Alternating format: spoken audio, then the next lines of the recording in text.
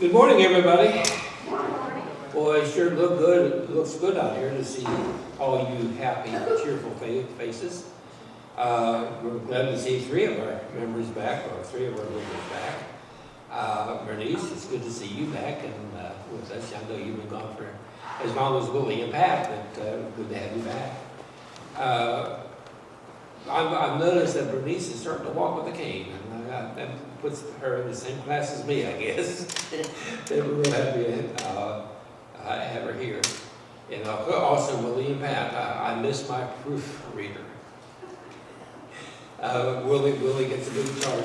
And I don't mind people reading and correcting my typing errors. It's my grammar that bothers me. Because I pride myself in having good English. I speak English good, or well, however you want to put it. Last Sunday morning, we started to look at the I ams of Christ, basing our thinking upon the idea of John 3:16 as we find it in the NIV. Now, it's a little bit different in the NIV than what it is in King James. King James says, "For God so loved the world, He gave His only begotten Son, that whosoever believeth in Him should not perish, but have everlasting life." But in the NIV it says, "For God so loved the world, He gave His one and only Son." His one and only Son. Now, last week we used the I ams of Jesus Christ in order to be able to emphasize the idea of the one Son. For in the I ams, and there's about 11 or 12 of those I ams, that he makes a statement. He says, "I am the way, the truth, and the life. No others are the way, the truth, and the life. I am the bread of life," or "I am the light of the world." There's no others that can qualify for all the things that were there. So he's the one begotten Son of God. This morning I'd like to take the idea about the only Son of God. Now, we're all children of God, basically because of the fact we've been adopted by the blood of Jesus Christ into the family of God. And I got thinking this past week about some of the things that I've had in my life, which were the one and only. And I wonder how many of you happen to have in your home something that is unique, different, maybe a very rare something that you take pride in. I used to have a penny that was double struck. The Lincoln Memorial formed an X on the back, and the head of Lincoln was on the front twice. And I used to use that penny as a sermon whenever I talked about Jesus being the one and only. Several years ago, we had some people coming into the house that were helping us get the house prepared for a loan inspection. And as they did, we did some painting and things like that. And they were taking a break, and I showed them the penny. And that happens to be the last time I saw it. So I don't know what happened to the penny. I don't remember how many of you happen to remember when Key's Jewelry used to be down on the 9th Avenue there. Now, how many of you remember being at Key's Jewelry? Raise your hand if you do.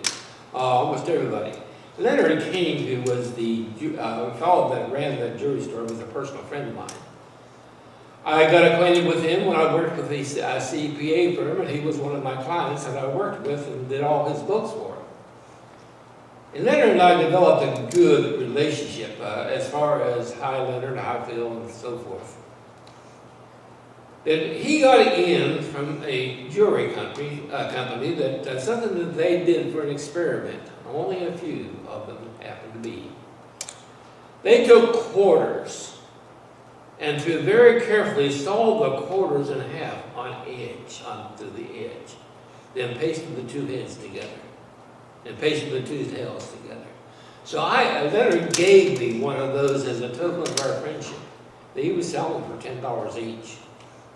There's only a few, and they stopped making them right after they had the first batch because they weren't very popular. Or my memory serves me right, the treasury department got after them because they were defacing money.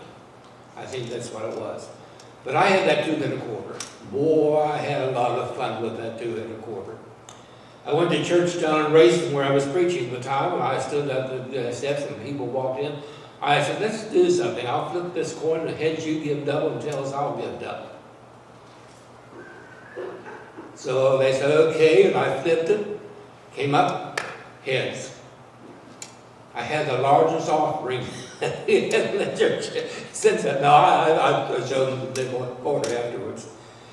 Remember Jim Mayo used to be the coach of the Fairland football team, way back when Steve was in high school. That's a long time ago. But I showed Jim Mayo the quarter. He says, Phil, can I take it out and give it to the referee so the full coin toss might get them call heads? So I gave it to him for that purpose. He took it out and he says, how about using this coin? And he showed it. And then they said, okay.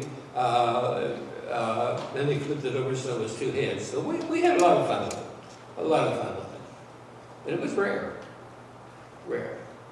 And both of these would indicate to you, if you would think about it just for a moment, the idea of Jesus Christ being the only Son of God. I think he proved that. He proved that over and over again. By his miracles, by his teaching, by his resurrection. You go on with that. But there are certain scriptures that come to my mind that emphasize the uniqueness, the idea that he's absolutely indispensable for us in our lives. I'm going to use some of these scriptures. In Isaiah 59:16, a prophecy concerning Jesus Christ, Isaiah writes that he saw that there was no man and wondered that there was no intercessor. Therefore his arm brought salvation unto him, and his righteousness and his stand in. Talking about Jesus Christ being our only intercessor. You think about that just for a moment. In 1 John, the 2nd chapter, the very first verse, it says, my little children, these things I write unto you, that you sin not. For if any man sin, we have an advocate with the Father, Jesus Christ, the righteousness. In the book of Revelation, we find that Jesus Christ is now on the right hand of the throne of God, pleading for us. Before that time, it was Satan who was accusing us day and night. We also find, if you read in the book of Hebrews, that Jesus Christ is emphasized as being a mediator between God and man. And there's no others. It bothers me when I hear people, well, I prayed to Mary last night, or if I prayed to the saints, all the saints that have been there, it's like a multitude of gods that people have before them. When we pray, we only have one mediator, we only have one intercessor, we only have one advocate, and that is Jesus Christ the righteous. And he paid the price to become that by going to the cross of Calvary and dying for us. So Jesus Christ is our only intercessor. Then we find he's our only remedy. In John, the 3rd chapter, read verses 14 and 15, the 2 verses that come right before the idea that God loved the world and gave his only begotten Son. We find that there is something here that is very, very important. It says, and as Moses lifted up the serpent in the wilderness, even so must the Son of Man be lifted up. You remember when they were wandering through the wilderness? That the people began to murmur against God? And God sent snakes into the midst of them in order to be able to cause them to be bitten. And the snakes were causing them to die. And Moses prayed to God for salvation for the people, and Moses is told to take a brass serpent and put it on a pole, put it in the midst of the group. And when they looked, they were bitten, if they would look upon that brass serpent, they would be cured. That was a part of the Old Testament history. Now the Son of Man must be lifted up, that whosoever believeth in him should not perish, but have everlasting life. This is interesting. Jesus also made the same. If I be lifted up, I will draw all men unto me. We can receive salvation through Jesus Christ, no one else. No one else. Let me go on. He's the only nourishment.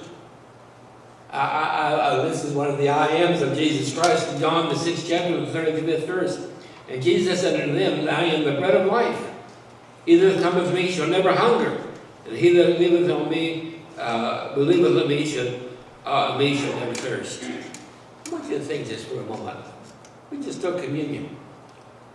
Before Jesus served that communion, according to Paul, the book of Corinthians, 1 Corinthians, he said, this is my body. Took the bread and blessed it. This is my body. Jesus is the bread of life. If we allow him to feed us spiritually, then we're going to be able to grow and to become stronger. One of the things that I've always cherished in my ministries is when I find people growing in Christ. I can see, and I like to take people under my wing and try to encourage them. I'm not able to do so much anymore because of my age. But when I was in South Point, I would encourage the people there to take part. I used to have what I called talkback sermons, in which I would take a first point, like I was talking with the intercessor. What does that mean to you? And let the people of the congregation share their ideas on that. Then I would go to the next one, that Jesus Christ is our mediator, our advocate. Let them talk about what it means to them. And you'd be surprised, sometimes it takes me 3 weeks to get through a sermon. But the people loved it. When I was in Chesapeake, I taught people how to give the communion meditations, and also to baptize, and also to preach sermons when I wasn't able to. And right now, Bob Urin is preaching a full-time ministry down here at the Algama Church, simply because of my encouragement to get him in the pulpit. Let him do some preaching. We need to grow. We need to grow in the grace and the knowledge of Jesus Christ. We need to reach out in our faith and see what God can do for us. Then we go on.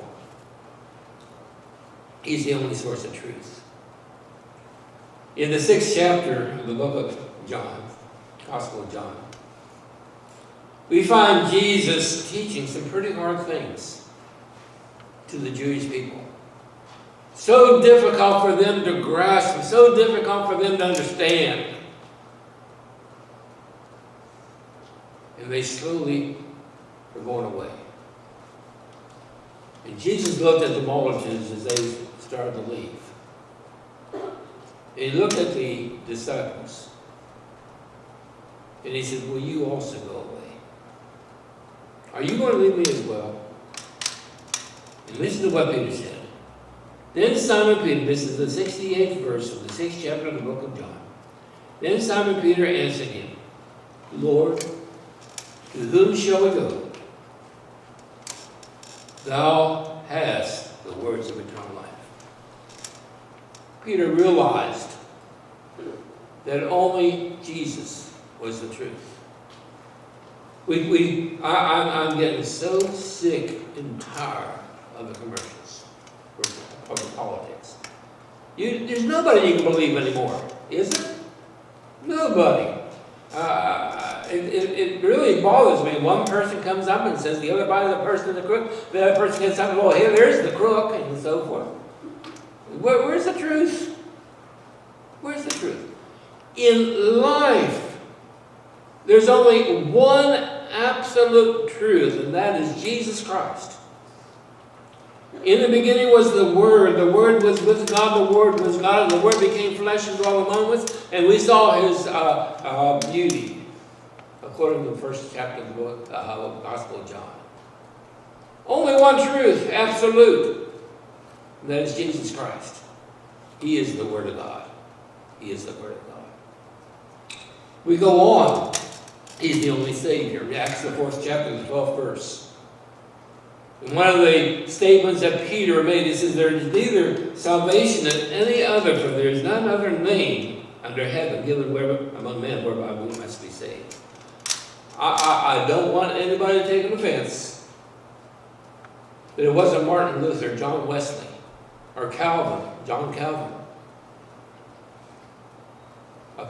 That's the foundation of the earth. Peter, even though Jesus looked at him and says, "Thou art Peter, upon this rock I will build my church," the two words are different. Peter and rock are different, even though a lot of people don't see it.